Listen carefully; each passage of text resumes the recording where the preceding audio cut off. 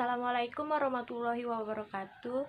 Saya Retno Ayu Dinda Pratiwi dari Prodi Pendidikan Geografi ICP. Pada video kali ini, saya akan mengenalkan alat-alat yang biasa digunakan di Stasiun Meteorologi dan Klimatologi untuk melakukan pengamatan unsur cuaca dan iklim. Adapun alat-alatnya sebagai berikut. Yang pertama yaitu Ganbelani. Fungsinya untuk mengukur jumlah radiasi harian matahari yang jatuh di permukaan bumi. Satuannya yaitu kalori per meter persegi per menit. Jam pengamatannya yaitu jam 07.00 waktu Indonesia Barat setiap hari. Bagian-bagian alatnya yaitu bola kaca, bola tembaga hitam, tabung buret, dan skala intensitas. Cara kerjanya yaitu, sewaktu memasang alat di pagi hari, Ganbelani dibalik sampai cairan yang ada di tabung buret tertampung semua di bola hitam, sehingga cairan dalam tabung buret mendekati angka 0. Kemudian dikembalikan ke posisi normal berdiri tegak lurus dan dipasang di tempat semula. Panas yang ditimbulkan akan menguapkan zat cair di dalam bola hitam. Alat yang kedua yaitu candlestick. Fungsinya untuk mengetahui lamanya penyinaran matahari dalam satuan jam per persen. Lamanya penyinaran matahari yaitu 12 jam. Satuannya persen. Jam pengamatan 06.00 sampai 18.00 waktu Indonesia Barat. Bagian-bagian alatnya, yang pertama bola kaca, sekrup penyetel kedudukan bola kaca, tempat kaca pias, penjepit kaca pias, skala derajat lintang, dan mur pengatur kedudukan horizontal dan sumbu utara selatan. Satuannya persen, jam pengamatan 06.00 sampai 18.00 waktu Indonesia Barat.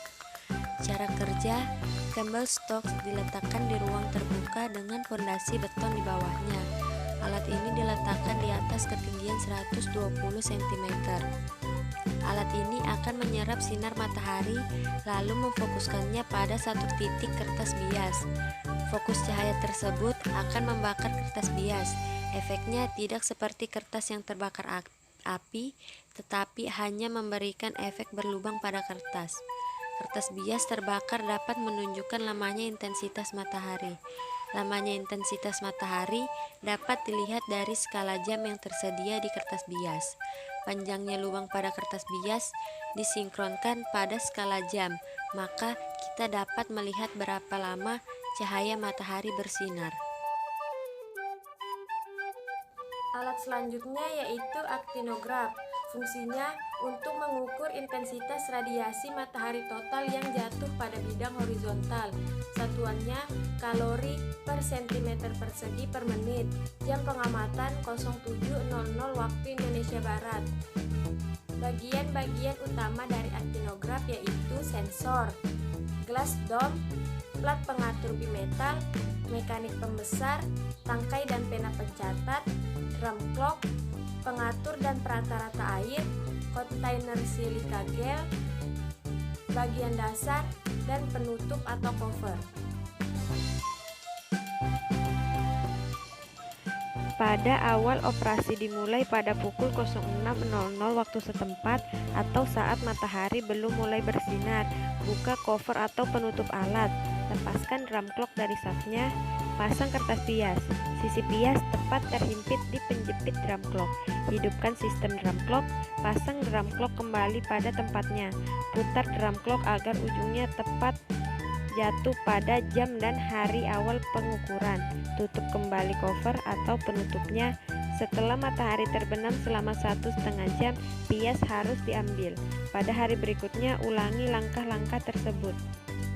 Selanjutnya, termometer tanah berfungsi untuk mengatur suhu tanah yang kedalamannya berbeda-beda, yaitu 0 cm, 2 cm, 5 cm, 10 cm, 20 cm, 50 cm, dan 100 cm.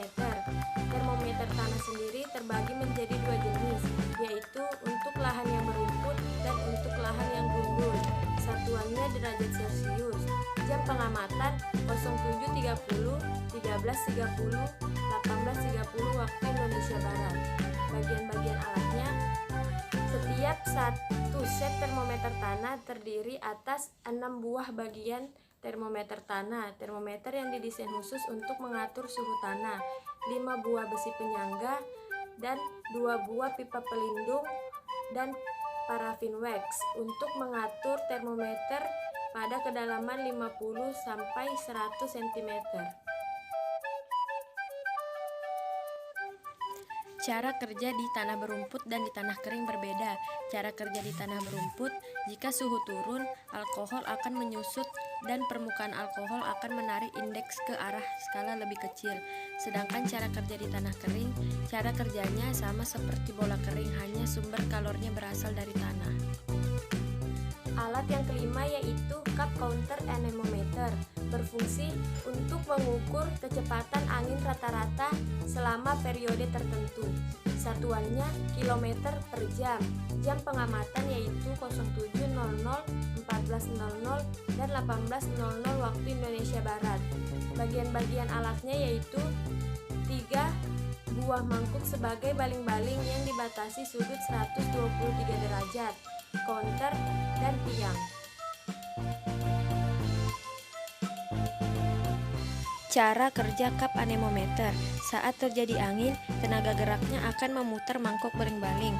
Putaran tersebut diteruskan ke counter berupa pertambahan nilai pada angka-angka counter. 3 kali putaran penuh, nilai pada counter akan bertambah sebesar 0,01. Alat yang keenam yaitu sangkar alat meteorologi. Fungsinya untuk melindungi alat meteorologi yang ada di dalamnya dari radiasi matahari langsung. Satuannya yaitu derajat Celcius. Jam pengamatannya berbeda-beda. Pada termometer bola kering dan basah setiap jam, pada termometer maksimum 07.00 dan pada termometer minimum 19.00. Sangkar alat meteorologi di Indonesia diisi oleh 4 macam termometer, yaitu termometer bola kering, termometer bola basah, termometer minimum, dan termometer maksimum. Alat yang ketujuh yaitu anemometer. Fungsi dari alat ini digunakan untuk mengukur arah dan kecepatan angin. Jam pengamatannya setiap jam. Cara kerja anemometer.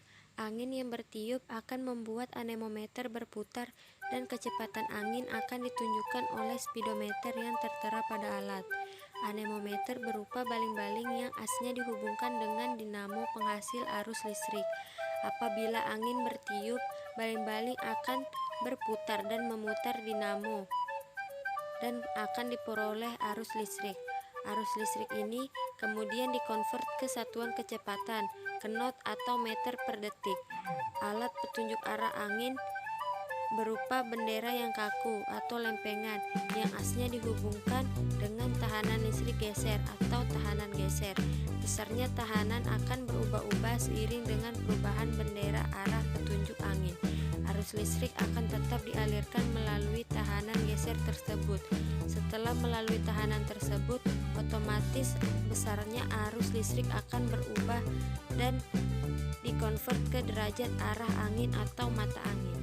Selanjutnya yaitu pengamatan awan. Cara melakukan pengamatan awan ada 4. Yang pertama, melihat jenis awan. Yang kedua, melihat jumlah awan. Yang ketiga, melihat tinggi dasar dan tinggi puncak awan. Dan yang keempat, melihat jumlah tutupan keseluruhan awan. Satuannya oktav. Jam pengamatannya setiap jam. Alat yang ke-9 yaitu ASRS atau Automatic Solar Radiation Station, untuk mengukur radiasi matahari secara otomatis. Namun pada masing-masing perangkat dapat mengukur variabel yang berbeda-beda. Pada sensor piranometer mencatat radiasi pantulan sinar matahari dari bumi dalam 1 hari, dan pada pirheliometer mengukur radiasi global dari matahari dalam 1 hari. Satuannya kalori per sentimeter persegi per menit. Cara kerjanya terdapat resistor dan transistor. Prinsip kerjanya yaitu cahaya matahari diubah menjadi arus listrik, lalu diukur kekuatan arus listriknya. Alat ke-10 yaitu HV sampler. Fungsinya untuk mengukur tingkat konsentrasi polutan udara. Satuannya mikrogram per meter kubik. Pengamatan 6 hari sekali. Cara kerjanya yaitu udara yang mengandung partikel debu dihisap mengalir melalui kertas filter dengan menggunakan motor putaran kecepatan tinggi. Debu akan menempel pada kertas filter yang nantinya akan diukur konsentrasinya dengan cara kertas filter tersebut ditimbang sebelum dan sesudah sampling. Di samping itu dicatat flow rate dan waktu lamanya sampling hingga dapat konsentrasi debu tersebut. Alat yang ke-11 yaitu ARWS atau Automatic Rainwater Station. Alat ukur ini berfungsi untuk mengambil sampel air hujan yang akan diukur konsentrasi kimianya.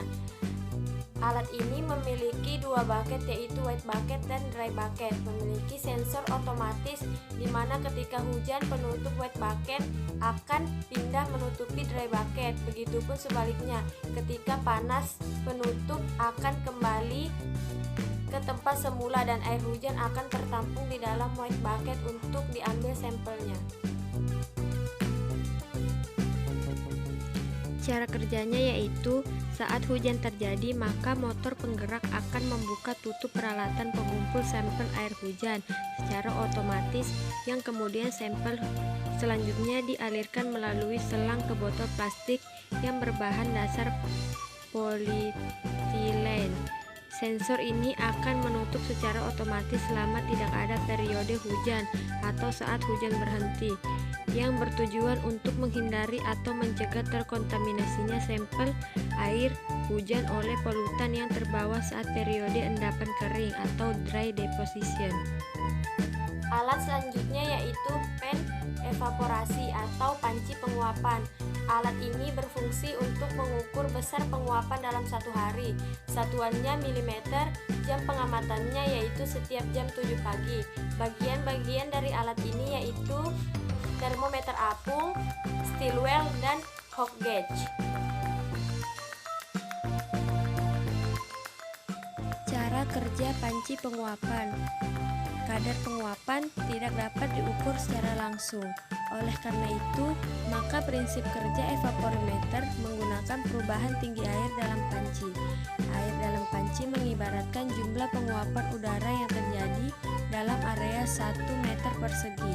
Karena evaporimeter adalah alat yang mengukur kadar penguapan yang terjadi selama 24 jam, maka pengamatan penguapan menggunakan evaporimeter, khususnya dengan evaporimeter panci terbuka jenis United States Class A pan dilakukan 1 kali sehari yaitu pada jam 07.00 waktu Indonesia Barat atau 00.00 UTC, atau jika pada stasiun klimatologi yaitu pada jam 07.30, 13.30 dan 17.30 waktu Indonesia Barat.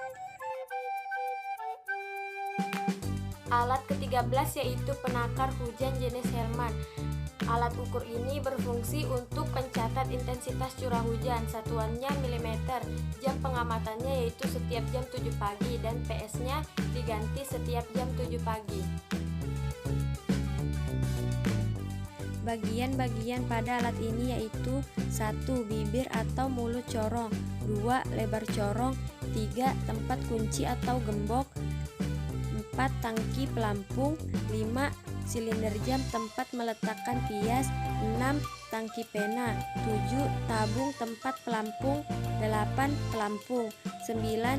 Pintu penakar hujan, 10. Alat menyimpan data, 11. Alat pengatur tinggi rendah selang gelas atau sifon, 12. Selang gelas, 13. Tempat kunci atau gembok, panci pengumpul air hujan bervolume. Cara kerjanya yaitu jika hujan turun, air hujan masuk melalui corong, kemudian terkumpul dalam tabung tempat pelampung. Air hujan ini menyebabkan pelampung serta tangkainya terangkat atau naik ke atas. Pada tangkai pelampung terdapat tongkat pena yang geraknya selalu mengikuti tangkai pelampung. Gerakan pena dicatat pada pias yang ditekan atau digulung pada silinder jam yang dapat berputar dengan bantuan tenaga per. Jika air dalam tabung hampir penuh atau dapat dilihat pada lengkungan selang gelas, pena akan mencapai tempat teratas pada pias. Setelah air mencapai atau melewati puncak lengkungan selang gelas, maka berdasarkan sistem sifon otomatis atau sistem selang air, air dalam tabung akan keluar sampai ketinggian ujung selang dalam tabung. Bersamaan dengan keluarnya air, tangki pelampung dan pena turun dan pencatatannya pada pias merupakan garis lurus vertikal. Jika hujan masih terus-menerus turun, maka pelampung akan naik kembali seperti di atas. Dengan demikian, jumlah curah hujan dapat dihitung atau ditentukan dengan menghitung garis-garis vertikal. Alat yang terakhir yaitu penakar hujan observatorium. Alat ini berfungsi untuk mencatat jumlah curah hujan selama 24 jam. Satuannya milimeter, jam pengamatannya yaitu setiap 3 jam sekali. Bagian pada alatnya yaitu corong penakar, luas 100 cm persegi, tempat penampungan air hujan, keran air, kaki kayu yang disanggahkan ke dalam penakar, pondasi atau kaki kayu, dan pondasi beton. Cara kerjanya yaitu saat terjadi hujan, air masuk ke dalam corong penakar. Air yang masuk ke dalam penakar dialirkan dan terkumpul di dalam tabung penampung. Pada jam-jam pengamatan, air hujan yang tertampung diukur dengan menggunakan gelas ukur. Apabila jumlah curah hujan yang tertampung melebihi kapasitas gelas ukur, maka pengukuran dilakukan beberapa kali hingga air hujan yang tertampung dapat terukur semua.